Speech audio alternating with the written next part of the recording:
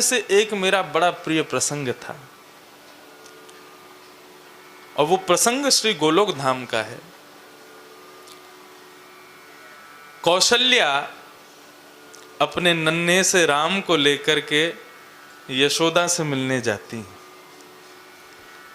और जब श्री यशोदा मैया से मिलने के लिए जाती हैं तो प्रभु श्री राम को वहीं ब्रज में ही, नंद भवन में ही, अब कौशल्या यशोदा दोनों वार्ता कर रही हैं, तो कौशल्या जी राम जी को छोड़ देती हैं आंगन में, और इतने में ही भवन के भीतर से कन्हैया निकल के आते हैं। जैसे ही कौशल्या जी कन्हैया को देखती हैं तो उनको लगता है राम तो अभी यहां था, ये सामने से कैसे आ रहा है। तब कौशल्या जी के इस भाव को देख के यशोदा बोली, चिंता मत करो बहन, आपको राम और हमारा कन्हैया दोनों एक जैसे ही हैं। और वास्तव में दोनों क्रीड़ा करने लगे। राम कृष्ण की क्रीड़ा की कथा मैंने कभी नहीं सुनी, पहली बार सुनी। दोनों क्रीड़ा करने लगे। सुबह से शाम हो गई। शाम को कौशल्या जी बोली, अच्छा बहन अब हम चलें। जैसे ही कौशल्या जी वापस जाने के लिए तैयार हुई तो अपने राम को गोद में लेने लगी, लेकिन जैसे ही राम जी को लेने गई तो दोनों बालक एक जैसे, तो कन्हैया को ले गई साथ में, और रघुनाथ जी को छोड़ गई वृंदावन में। अब राम जी तो बेचारे मर्यादा पुरुषोत्तम, सोते भी मर्यादा से, उठते भी मर्यादा से, खाते भी मर्यादा से, बड़े डिसिप्लिन में रहते। और कन्हैया सबसे ज्यादा इनडिसिप्लिन। मैया को अयोध्या तक इतना परेशान कर दिया। कौशल्या बोली, राम इतना परेशान कभी नहीं करता, आज इसको क्या होगा। कभी चोटी खींचे, कभी कान के कुंडल खींचे, कभी नाक दबा दे, कभी गला पकड़ ले, कभी मैया को घूंघट कर दे, कभी घूंघट उठावे। यशोद कौशल्या को आनंद भी आ रहा है, बोले आज मेरो राम इतना खेल कैसे रहे हो है। और वहां सब जानते हैं कि कन्हैया कितना ऊधमी, तो बाकी सब भी ऊधमी मचाते हैं। ठाकुर जी के सखा परिकर के सब आए। अब रघुनाथ जी अकेले बिल्कुल माटी के मथुना बन के बैठे। भगवान कृष्ण की सब सखा मंडली आई। अरे लाला, आज कैसे माटी को मथुना बन के बैठो, चल घोड़ा बन जा। अब ठाकुर जी के तो सखा सब लाल जी को घोड़ा बना करके कभी उनकी चोटी पकड़े, कान पकड़े, उनके ऊपर बैठ के घूमे। रघुनाथ जी के मित्र ऐसे नहीं खेलते। अब रघुनाथ जी को जबरदस्ती घोड़ा बना के सब चढ़ गए उनके ऊपर, बोले चल घोड़ा चल, टुक टुक चल। रघुनाथ जी बोले कहां फंस गया मैं, ये कैसे यार दोस्त, कैसे मित्र हैं, इनको जरा भी शिष्टाचार नहीं पता।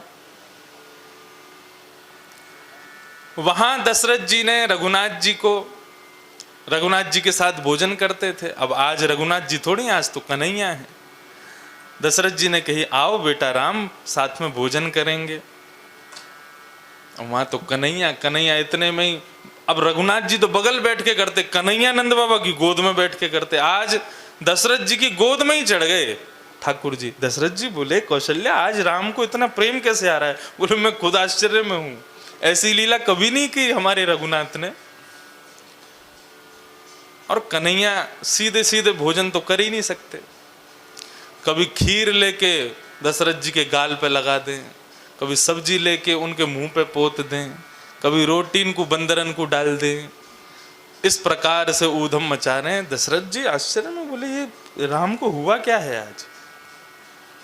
और वहां नंद बाबा लाल जी को रघुनाथ जी को लेके गोद में बैठे, वो बार बार उतर जाए नीचे।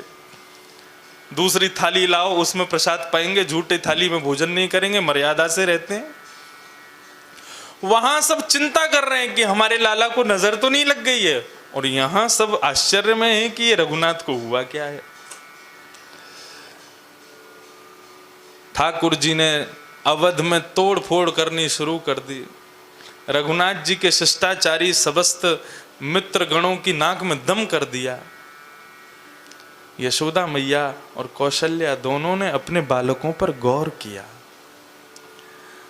तब कौशल्या जी ने गौर किया कि ये जो बालक यहाँ बैठा है, इसके नेत्रों में बहुत चंचलता है, कभी यहाँ देखता है, कभी वहां देखता है, कभी। ये रघुनाथ की आदत नहीं है। मैंने वहां देखा था कि यशोदा का नंदन कृष्ण और मेरे रघुनाथ दोनों एक से हैं, कहीं गलती से मैं उनको लाला तो ना उठा लाई। तो कौशल्या जी ने आवाज दी, कन्हैया। इतने में ही रघुनाथ बन के कन्हैया वो तुरंत, हाँ मैया, तुरंत समझ गई, बोले ये तो कन्हैया है। अरे आज नंद जी को लाला आ गए हो हमारे अवध में। और वहां कौशल्या जी, वहां यशोदा जी ने देखा कि आज लाला को का भयो, नजर गुजर तो ना लग गई, नजर उतारें कभी कछु करें, लेकिन लाला तो चुपचाप बैठे हैं।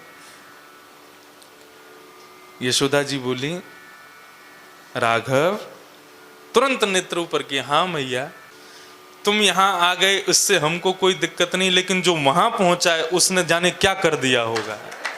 अरे वो आतंकवादी पहुंच गया है वहां पर, इससे पहले कि पूरी अयोध्या की नाक में दम हो जाए, चलो मेरे साथ। रघुनाथ जी को गोद में लेकर के चली। वहां से सामने से कौशल्या जी कन्हैया को लेकर के आ रहे हैं।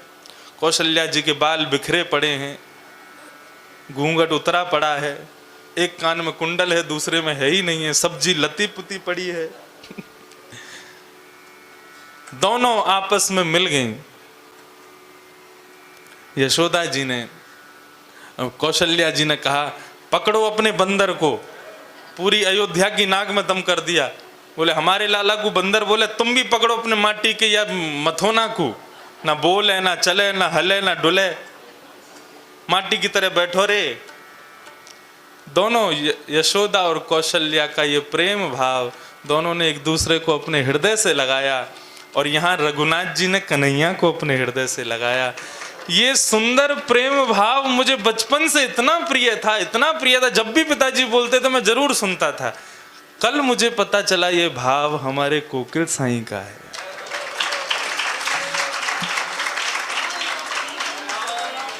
जय हो। ऐसे भाव किसी साधारण मानव को दिख नहीं सकते।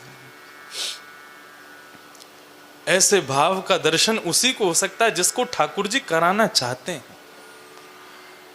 कल मैं अष्ट सखाओं की वार्ता पर आप लोगों से चर्चा कर रहा था कि अष्ट सखाओं को दिव्य दृष्टि मिली थी, उनको ठाकुर जी की लीला का दर्शन होता था।